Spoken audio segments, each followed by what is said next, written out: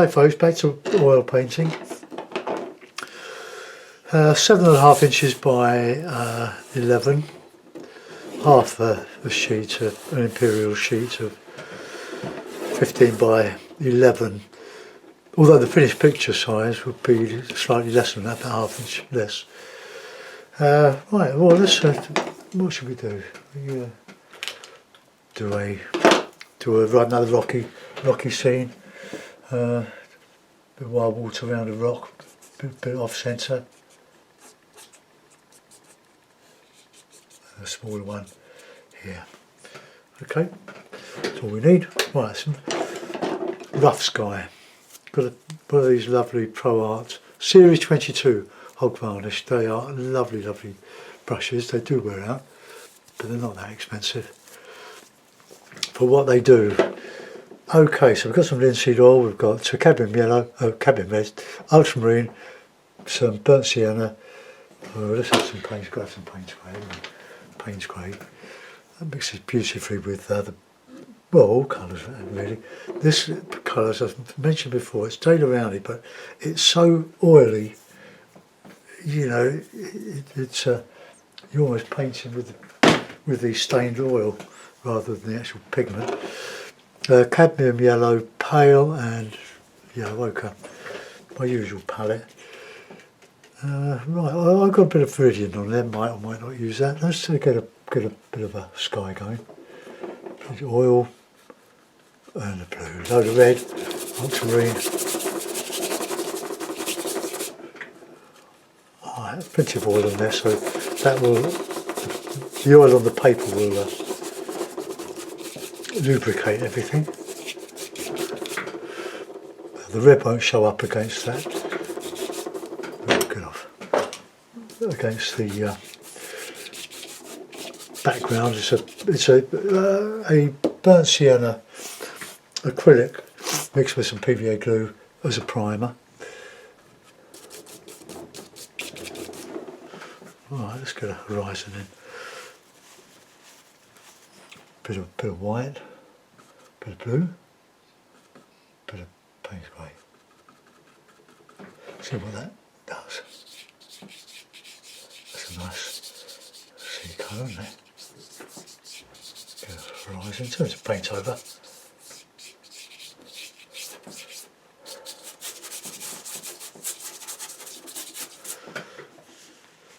Right, I think that's probably it's a bit dark, but anyway. Clean the brush, there's a bit of toweling, we'll start building up a bit of red, bit of ochre.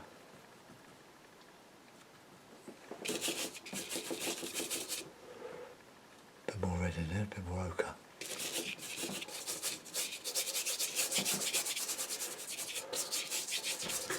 Not sure I like that sea colour.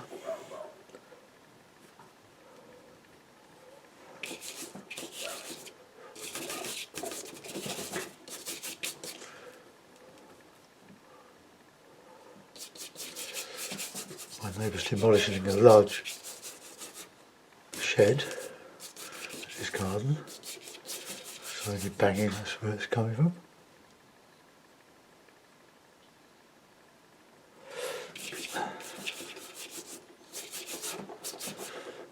So we can put in a bit of dark, but now that's drying off a little. Well, that's not drying off, but it's going a little bit tacky.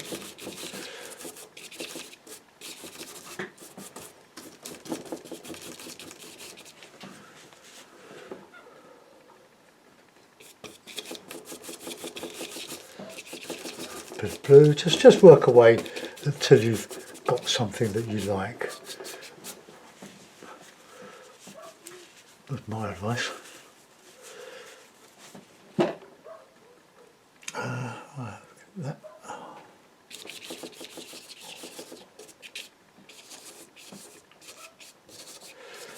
Don't want anything symmetrical. A bit of red, a bit of yellow.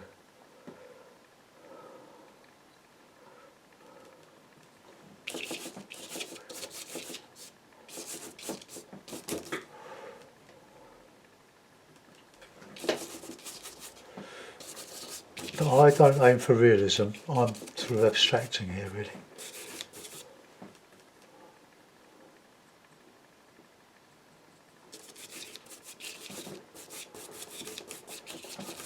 I like that red. Basically change from using light red or red ochre. Oh, let's get a nice bit of light in that here.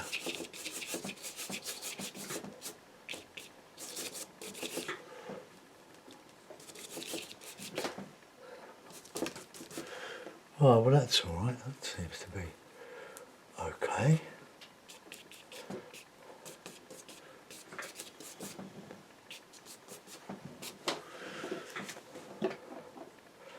Red, just a bit of an orange tint to this.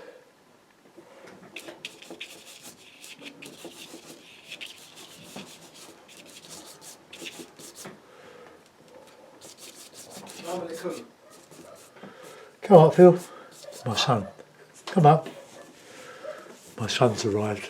So we'll join in. Bonjour. What? In the shed. Oh yeah, I know.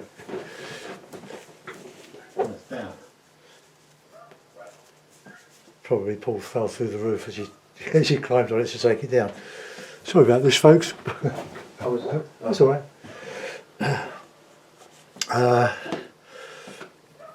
Do hate nosy neighbours. Got a little bit more orange in there. I'll come down a minute. My son's furloughed, been furloughed on and off since the beginning of lockdown. He's the head pastry chef for Caprice Holdings, which own the Ivy, Scott's, Chic is. But I think soon the furlough will come to an end and they can all get back to work. But a lot of their staff in all the restaurants have gone back to Europe, hopefully to come back again. All right, let's just change that sea. I'll use a bit of Viridian, bit of ultramarine, bit of chunk of white, bit of yellow. Just give us a sea green. Too green.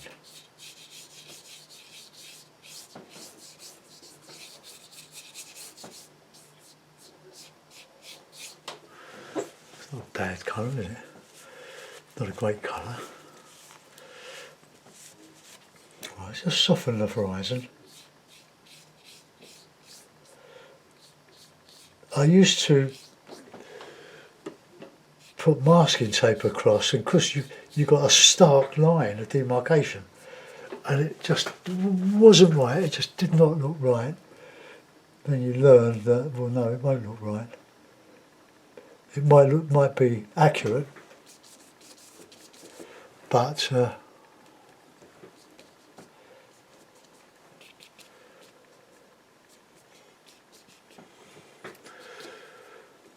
it's got to look right. It's stark. I've sold a painting to a friend years ago. He offered to pay for it, so I let him pay for it. But when I look at it, and whenever I see it, and where they live, I wish I could take it back and repaint it. Because it's got, I mean, the paintings, nothing wrong with the painting other than the stark line. It's like painting houses, buildings. I had a lot of experience of doing 80 Venice paintings for a gallery 21 years ago, and I learned then that if the buildings have a straight line, vertical line, but if you paint it like that, it just doesn't look right. But if you bring the building into the sky, and the sky into the building, like the sky into the sea into the sky, it has a more powerful effect.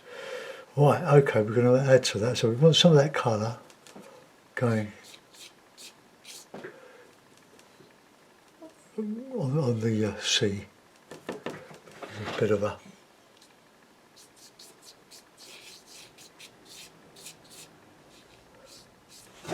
right. Clean the brush. That'll be good. sort of stark. I'll put in some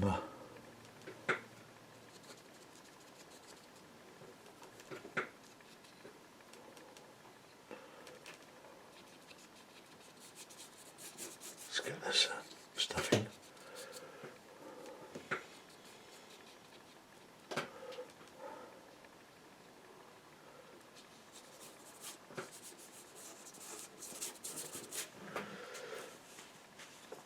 Right, let's get that. Well, no, let's get a bit more of that.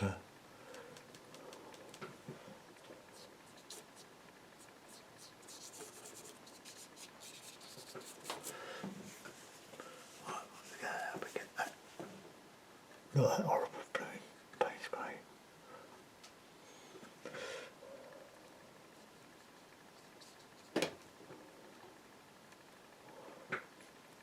Get several colours on the brush.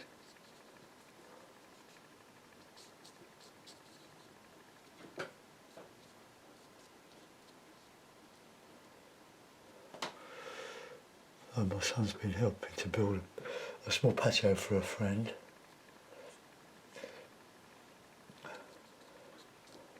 Out of boredom, really.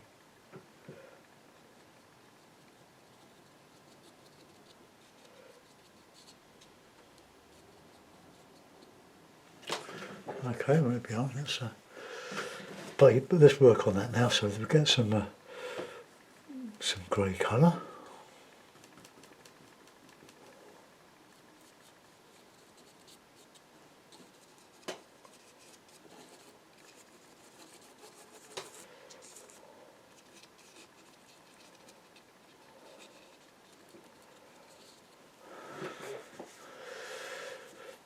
And then we'll go heavy on the sort of some of the colours from the sky, from the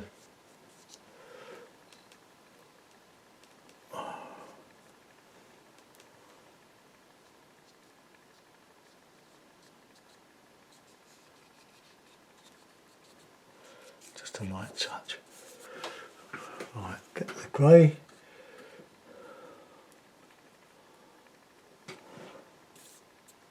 Bit more Payne's grey in there.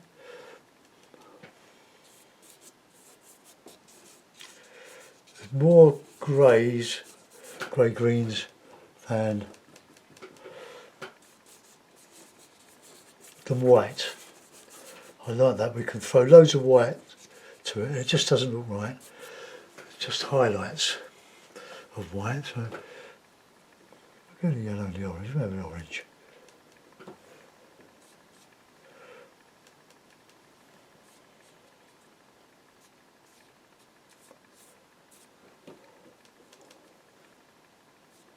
Because then it's reflecting some of that sky up here. So let's bung it in. Bung is a technical term meaning to chuck.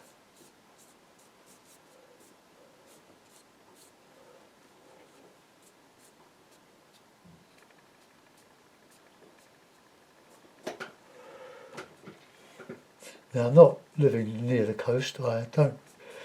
The only time I see it is when I'm on holiday or an occasional visit.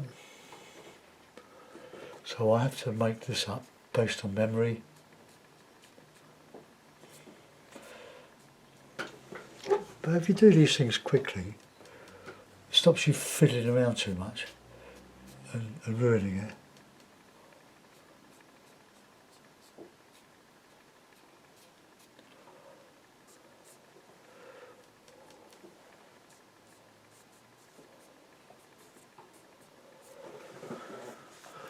Right, now we want the water breaking around here. Sling a bit of white at it.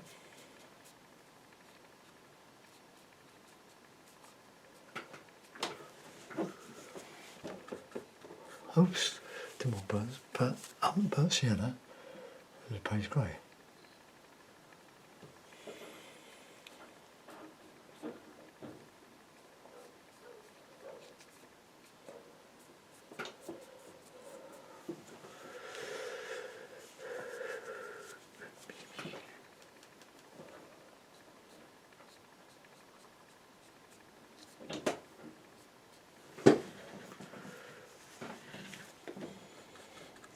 that dark again, clear.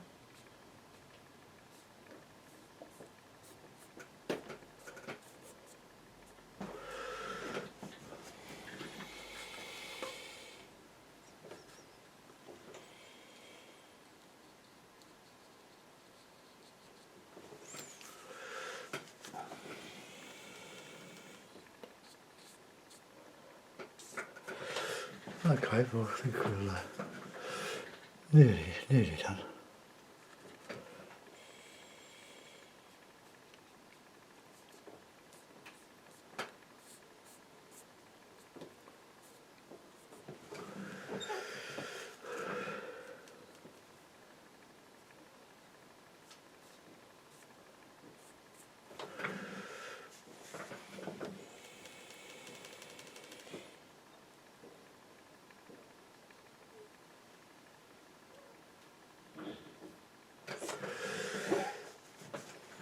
Not sure about this, but just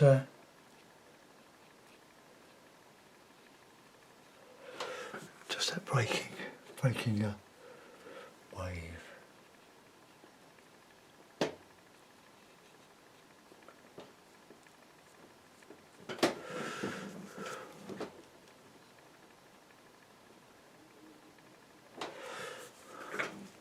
Maybe a rock in there because it's breaking over nothing there.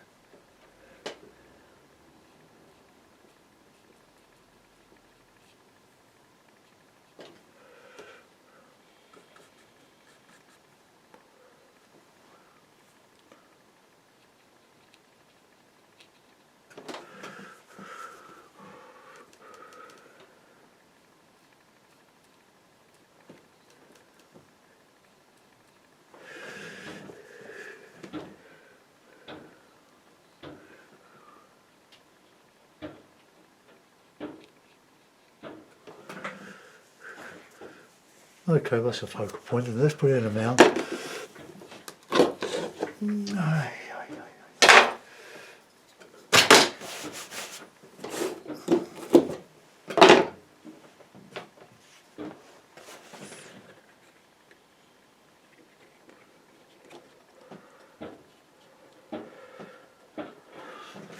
Oh, there we are, another picture bites of dust. I hope you like that, folks.